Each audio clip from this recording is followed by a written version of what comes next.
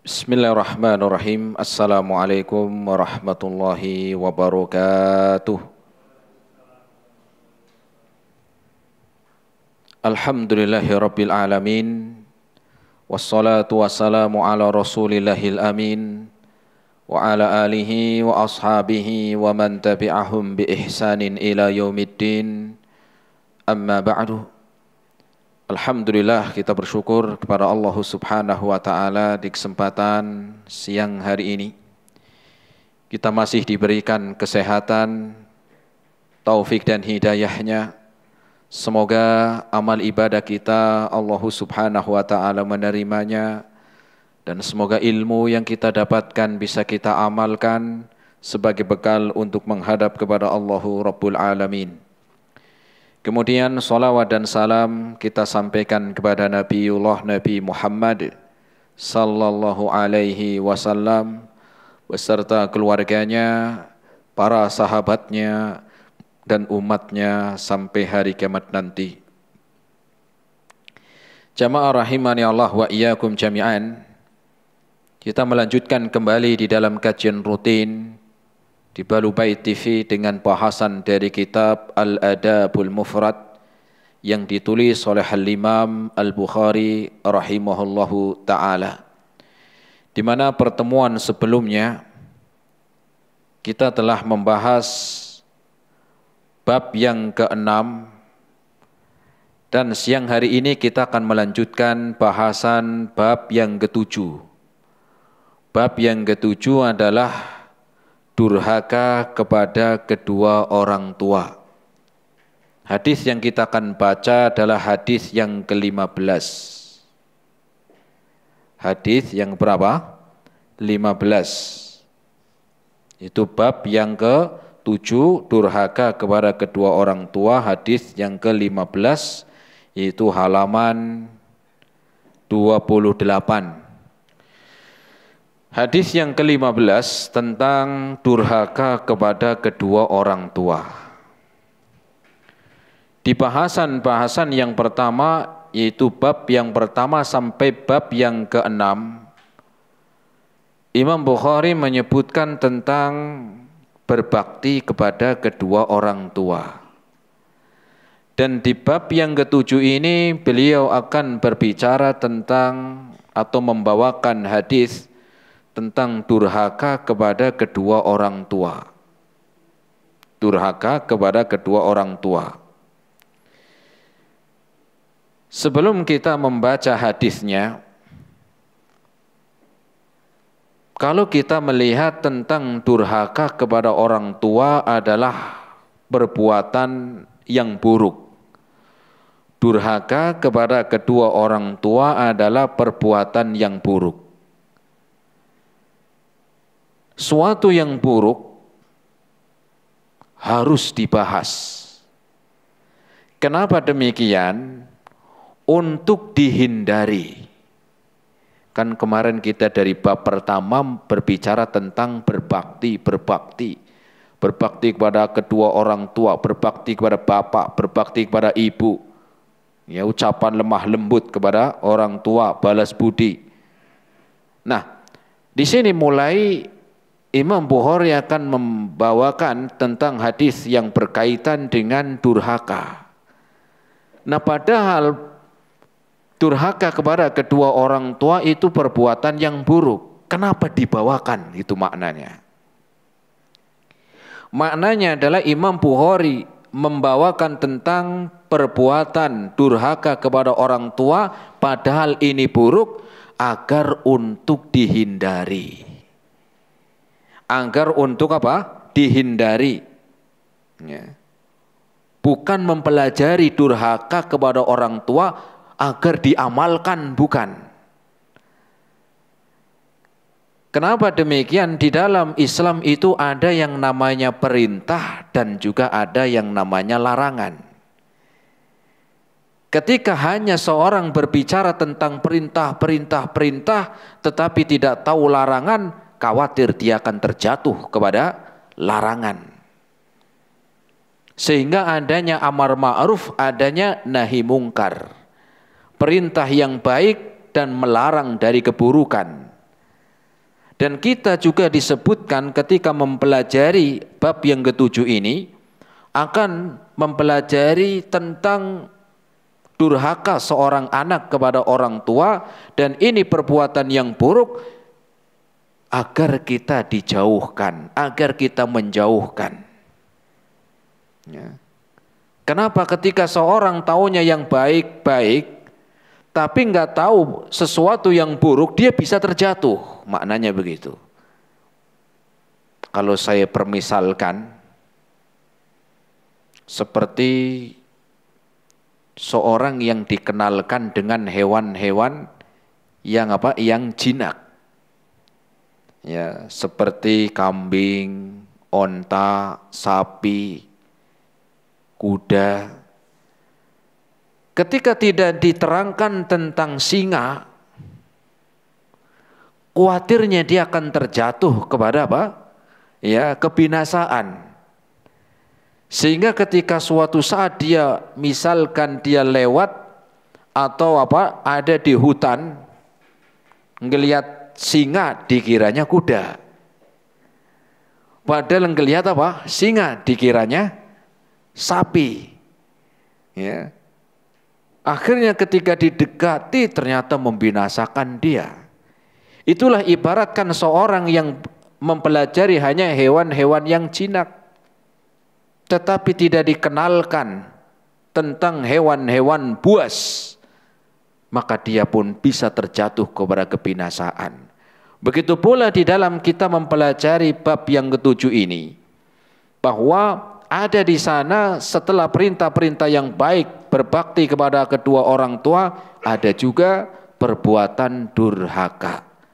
Apa tujuannya? Agar kita menjauhkan, agar kita menjauhi diri dari perbuatan yang buruk ini. Nah, kita lihat hadisnya. Hadisnya disebutkan oleh Al-Imam Al-Bukhari ya, dalam kitab Al-Adabul Mufrad. An Abi Bakrah radhiyallahu taala anhu. Ini Abi Bakrah, bukan Abu Bakar. Ya. Ada Umar, ada Amr, ada Ammar, ya. Macam-macam. An Abi Bakrah radhiyallahu taala anhu qala, dari Abi Bakrah, semoga Allah meridhoinya. Qala Rasulullah sallallahu alaihi wasallam, Rasul sallallahu alaihi wasallam bersabda, ala unabbi'ukum bi akbaril kabair salasan. Rasul pernah bertanya kepada para sahabat, yaitu dengan mengatakan, ala unabbi'ukum bi akbaril kabair, maukah aku sampaikan, maukah aku beritahu untuk kalian tentang dosa yang paling besar. Akbaril kabair, dosa yang paling besar. Dosa bertingkat-tingkat. Ada dosa besar, ada yang paling besar, maknanya begitu. Dan Rasul mengulang sampai 3 kali, ala unabbi'ukum bi akbaril kabair, diulang sampai 3 kali. Maukah aku beritahu tentang suatu perbuatan yang termasuk di antara dosa yang paling besar? Qalu bala ya Rasulullah. Para sahabat pun menjawab, tentu ya Rasul, mau. Ya. Maka Rasul sallallahu alaihi wasallam menjawab, al-isyraku billahi wa uququl walidain. Dia adalah dosa yang paling besar, al-isyraku billah, menyekutukan Allah Subhanahu wa taala. Wa uququl walidaini, dan durhaka kepada kedua orang tua. Dan durhaka kepada kedua orang tua. Kalau birrul walidain berbakti, kalau uququl walidain durhaka. Wa jalasa wa kana muttaqian, ketika Rasul menyampaikan dosa-dosa ini, al-isyraku billah wa uququl walidain, Rasul duduk sambil menyandar begini. Duduk sambil menyandar, kemudian menyampaikan ilmu. Ala wa qawlu zuri ma zala yukarriruha hatta qultu laitahu sakat. Kemudian Rasul melanjutkan ala wa qawlu zur. Kemudian Rasul mengatakan sambil duduk bersandar, ya, hati-hatilah kalian, awaslah kalian dari apa? Wa qawlu zur, ucapan-ucapan dusta, sumpah palsu, ya, dan tuduhan tanpa bukti. Dan Rasul ketika menyampaikan ala wa qawlu zuri, jauhilah oleh kalian, takutlah kalian dari perbuatan sumpah palsu, dusta dan tuduhan tanpa bukti. Rasul mengulang-ulang berkali-kali, ya, sampai perawi hadis ini yaitu Abi Bakrah mengatakan, ya, semoga Rasul setelah ini diam, maksudnya karena Rasul mengulang-ulang ucapannya.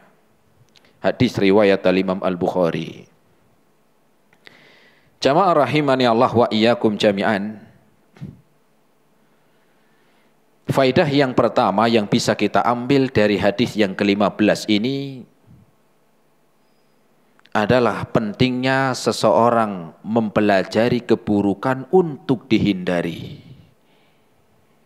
Pentingnya seorang mempelajari keburukan untuk dihindari, bukan untuk diamalkan. Ya. Disebutkan oleh sahabat yang bernama Hudzaifah ibnul Yaman, kana nasu yas'aluna Rasulullah sallallahu alaihi wasallam anil khair. Dahulu para sahabat itu kalau nanya ke Rasul itu pertanyaannya seringnya masalah yang baik-baik. Amal apakah yang paling dicintai Allah? Amal apakah yang memasukkan ke surga? Amal apakah yang menjadikan diampuni dosa-dosanya? Nanyanya amal-amalan yang baik. Apa kata Hudzaifah? Wa kuntu as'aluhu anisyarr. Tapi kalau saya nanya ke Rasul dulu, itu bertanya tentang keburukan-keburukan, tentang fitnah. Ya. Apa tujuannya? Makhafata an yudrikani. Aku khawatir terjatuh di sana. Ketika mereka banyak orang bertanya kepada Rasul urusan kebaikan, amalan, ibadah, adapun aku bertanya kepada Rasul, bertanya tentang keburukan, khawatir saya terjatuh. Betapa banyak orang yang terjatuh kepada keburukan tetapi dia tidak merasa. Banyak orang yang terjatuh kepada perbuatan yang haram, dosa besar, maksiat, tetapi dia tidak sadar kalau perbuatannya itu haram. Bahkan terkadang dia menganggap itu perbuatan hal yang biasa. Kenapa? Karena nggak tahu keburukan. Sehingga ketika dia terjatuh kepada keburukan, dia tidak merasa. Dia tidak merasa bahwasanya dia melakukan tindakan yang buruk. Kenapa? Karena tidak mengetahui atau mungkin karena jauhnya dari ilmu agama. Kemudian yang kedua, faidah yang bisa kita ambil yang kedua, Rasul sallallahu alaihi wasallam menyebutkan ala unabbiukum bi akbaril kabair. Maukah kalian aku tunjukkan, aku beritahu tentang dosa yang paling besar. Di dalam Islam itu dosa bertingkat-tingkat, ada levelnya. Ya. Jadi dalam Islam itu dosa apa? Ada levelnya. Ya, bukan cuman ayam geprek doang yang ada levelnya. Level apa? Level pedesnya. Ya. Dalam Islam dosa juga ada apa? Ada levelnya. Nah, level yang paling besar di sini disebutkan oleh Rasul akbaril kabair, yang paling besar. Ya. Ada dosa kecil, ada dosa ringan, ada dosa besar, dan ada dosa yang paling besar. Dan di sini Rasul ditanya dosa yang paling besar, bukan dosa ringan berarti. Akbaril kabair, dosa yang paling besar. Embahnya dosa, begitulah ibaratkan. Sumber dari apa? Dari dosa. Tentang dosa ini, Rasul ditanya tentang dosa yang paling besar, yang menentukan dalam Islam ini dosa kecil, ini dosa besar, itu bukan kita yang menentukan. Yang menentukan dosa-dosa besar dalam agama Islam itu Allah dan Rasulnya. Bukan kita yang menentukan. Kenapa? Karena manusia kalau menentukan seringkali dosa besar aja dianggap dosa kecil. Ya. Tetapi ketika Allah dan Rasulnya yang menerangkan dosa-dosa besar, itu sudah pasti kebenaran. Sehingga dosa besar itu yang menentukannya siapa? Allah dan Rasulnya. Bukan kita yang menentukan perbuatan ini dosa besar. Yang ini di bawahnya. Siapa yang menentukan dosa kecil, dosa besar? Allah dan Rasulnya. Jadi yang punya aturan siapa? Allah subhanahu wa ta'ala. Dan biasanya dosa-dosa besar itu dosa yang diancam dengan neraka. Dosa-dosa besar seringkali disebutkan dengan ancaman, diancam pelakunya. Ya. Diancam dengan apa? Dengan neraka. Ya. Diancam dengan murka, diancam dengan laknat, diancam dengan azab. Itu dosa-dosa besar. Seringkali disebut dengan ancaman-ancaman. Ancaman itu bentuknya ya bisa dengan laknat. Ancaman dosa besar itu ya seringkali dengan laknat ataupun murka atau diancam dengan neraka. Ya. Kita aja kalau diancam masuk penjara udah takut. Kamu kalau begitu diancam dengan penjara 2 tahun. Takut, wah nggak mau di penjara. Salah apa saya di penjara? Ya. Apalagi kalau diancam dengan neraka. Ya. Tapi seringkali orang banyak lebih takut kepada penjara daripada dosa besar dengan ancaman neraka. Kalau di penjara ya jauh dengan dimasukkan neraka, ancaman neraka dengan ancaman penjara itu apa? Ya, apa? Beda jauh. Bagaimana bedanya? Ya jelas karena di penjara di dunia. Ya, seberat-beratnya penjara di dunia jauh lebih baik daripada neraka. Ya, jauh lebih enak daripada neraka. Bukan berarti kalau begitu udahlah katanya enak masuk penjara, ya enggak juga. Yang namanya di penjara siapa sih yang enak? Cuman dibandingkan di neraka masih lebih baik penjara dunia. Ya. Dan di sini Rasul menyebutkan bahwa akbaril kabair, dosa yang paling besar ancamannya neraka, ancamannya siksa, ancamannya laknat dan diazab. Begitu maknanya. Siapa yang diazab di sini? Yang dikabarkan dengan dosa yang paling besar, Rasul menyebutkan al-isyraku billah. Al-isyraku billah. Berbuat kesyirikan kepada Allah subhanahu wa ta'ala. Ya. Padahal Rasul menyebutkan sampai 3 kali tadi. Maukah kalian aku tunjukkan dosa yang paling besar? Disebut sampai Rasul menyebutkan 3 kali. Apa maknanya? Rasul mengulang-ulang sampai 3 kali. Pertama, ini bukan dosa ringan. 1. Yang keduanya Rasul mengulang sampai 3 kali. Agar orang yang mendengarkan itu fokus. Lebih apa? Lebih fokus. Ya. Dan tidak masalah ketika seorang guru mengajarkan ilmu diulang. Kadang saya ngomong saya ulangi. Kenapa? Biar pendengar itu lebih fokus. Begitu.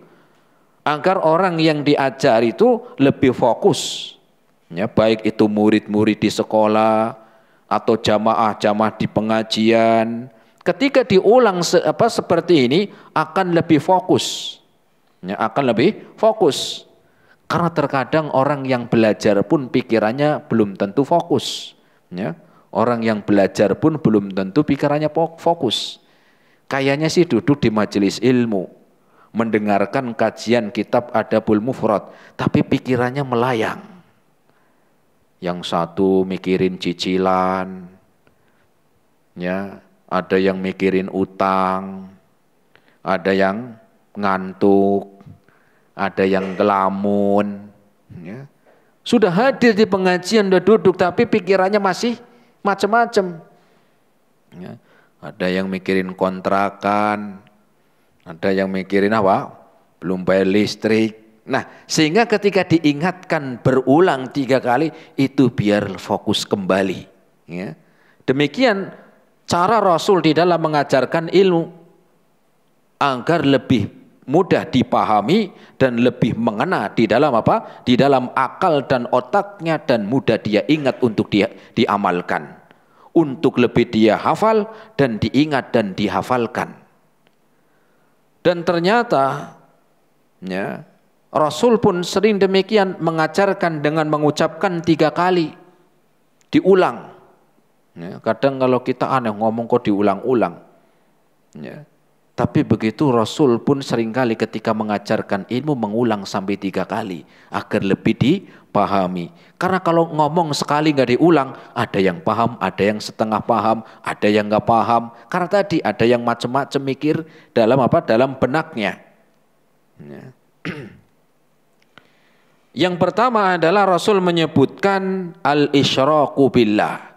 Dosa yang paling besar adalah al-isyraku billah. Apa makna isyrak? Maknanya adalah menduakan Allah Subhanahu wa taala. Makna dari isyraku billah maknanya menduakan. Siapa yang diduakan? Allah Subhanahu wa taala. Atau yang kita kenal dengan menyekutukan Allah, yaitu perbuatan kesyirikan. Ini dosa yang paling besar.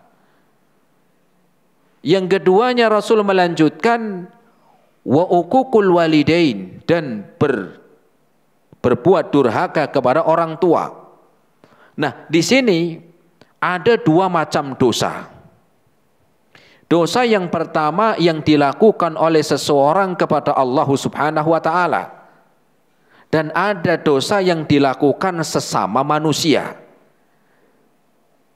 Dosa yang dilakukan paling besar, dosa yang paling besar yang dilakukan oleh manusia kepada Allah itu adalah perbuatan kesyirikan. Adapun dosa yang paling besar diantaranya yang dilakukan seseorang kepada manusia adalah durhaka kepada orang tuanya. Sama-sama berbuat buruk. Satu berbuat buruk kepada Allah, yang kedua berbuat buruk kepada orang tuanya. Ini 2 dosa ini adalah dosa yang paling besar.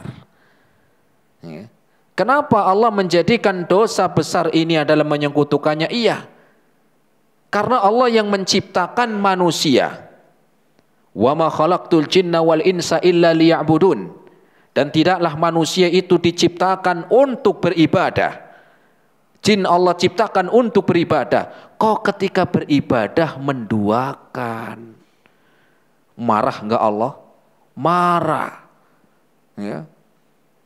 Istri di rumah, suaminya kerja pontang-panting, peras keringat, banting tulang, kepala jadi kaki, kaki jadi kepala, saking semangatnya. Pulangnya malam, berangkat pagi, pulang malam, buat mencukupi kebutuhan istrinya, bisa buat makan, bisa nafkahi. Ternyata di rumah selingkuh. Kira-kira suami marah enggak? Marah. Sudah kerja dari pagi sampai malam untuk menafkahi istrinya, istrinya di rumah selingkuh. Marah suami. Begitu pula sebagaimana Allah Subhanahu wa taala. Allah yang menciptakan, Allah yang memerintahkan untuk ibadah, Allah yang memberikan rezeki, Allah yang memberikan kebutuhan kita. Tapi ketika manusia beribadahnya kepada selain Allah, marah enggak? Marah karena Allah diduakan. Ya. Allah disekutukan. Ketika sholat menghadapnya ke kiblat. Ya. Kemudian ketika haji ke Baitullah. Tetapi ketika menyembelih hewan untuk jin. Ini kan diantara model apa? Menduakan Allah Subhanahu wa taala. Ya. Ketika berdoa di masjid, di rumah, minta kepada Allah. Ketika doa di kuburan orang di kuburan keramat, mintanya kepada orang mati. Marah enggak Allah? Marah. Inilah perbuatan di antara perbuatan syirik, minta kepada selain Allah. Ya. Makanya Rasul pernah ditanya dalam hadis, ya, Rasul ditanya, ayyudzan bil a'zam, ya Rasul, dosa apa yang paling besar? Rasul mengatakan, antaj'ala lillahi niddan wa huwa khalaqaka, yaitu engkau menjadikan Allah tandingan sedangkan Dia yang memberikan rizki, Dia yang menciptakanmu, yang mencukupi kebutuhanmu, tetapi ketika beribadah kepada selainnya. Kemudian yang kedua adalah uququl walidain, dosa yang paling besar. Dosa yang paling besar diantaranya durhaka kepada orang tua. Ya. Durhaka. Dan Rasul sampai mengatakan demikian, menunjukkan dosa durhaka ini berat jamaah. Ya. Bahkan Rasul tadi menyebutkan sampai bertanya 3 kali, ala unabbi'ukum bi akbaril kabair. Maka hukum, ya, dari berbuat durhaka kepada orang tua itu adalah dosa besar. Baik itu yang dilakukan dengan ucapan. Kalau ngomong suka nyakitin, ya. Kalau namanya ucapan itu kan nggak bisa ditarik kayak layangan. Kalau orang sudah ngomong, sudah lewat nyakitin, berat. Ya. Mungkin masih mending kalau dipukul. Paling luka dikit hilang ya sudah, tapi kalau ucapan itu seringkali masih nancep. Ya. Sehingga perbuatan durhaka bisa itu dilakukan dengan ucapan, nyakitin, buat orang sedih atau orang tua sedih, atau mungkin malah jadi sakit. Ya. Atau dengan perbuatan durhaka yang dilakukan seorang anak pada orang tuanya. Ya. Macam-macam perbuatan durhaka, atau bisa dengan yang lainnya, ya, atau bisa dengan yang lainnya. Intinya bahwasanya, ya, dosa besar diantaranya adalah uququl walidain. Kemudian Rasul melanjutkan, wa kana muttaqian ala wa qaulu zur. Rasul mengatakan, ya, serta ucapan palsu, sumpah palsu. Ini juga termasuk dosa besar. Ya. Sumpah palsu. Ya, sudah bohong campur sumpah lagi. Sumpah palsu. Ya. Jualan modalnya 50.000, dijual 70.000, ada yang nawar 60.000. Padahal modalnya 50.000. Dijualnya 70.000, ditawar 60.000. Sudah untung 10.000. Tapi jawabannya, oh belum dapat modal itu, sumpah. Loh, sudah bohong campur apa? Sumpah. Ini termasuk dosa besar. Ya. Sumpah palsu. Atau juga perbuatan bohong, ucapan apa? Ucapan dusta. Masuk juga ke dalam qaulu zur, dusta. Ya. Apa itu dusta? Dia mengatakan sesuatu yang bukan hakikatnya. Dan ini termasuk dari sifat orang munafik. Sifat orang munafik, kata Nabi SAW, ayatul munafiqina salasun, idza haddasa kadzaba wa idza wa'ada akhlafa wa idza tumina khana. Termasuk tanda orang munafik kalau ngomong dusta. Ya, banyak bohongnya. Ya. Kemudian kalau dia berjanji gampang mengingkari. Ketika berjanji mengingkari, ya. Dan yang ketika diberi amanah khianat. Itu orang munafik. Ciri dari orang munafik. Orang munafik itu hakikatnya orang kafir. Orang munafik itu orang yang gak beriman. Masa kita orang yang beriman mau dijadikan mirip kayak orang munafik? Gak mau. Kita kalau disamakan dengan orang munafik gak mau. Tapi ciri-cirinya kalau kita sering dusta, enggak amanah, gampang mengingkari janjinya, itu ciri-cirinya orang munafik, orang yang enggak beriman.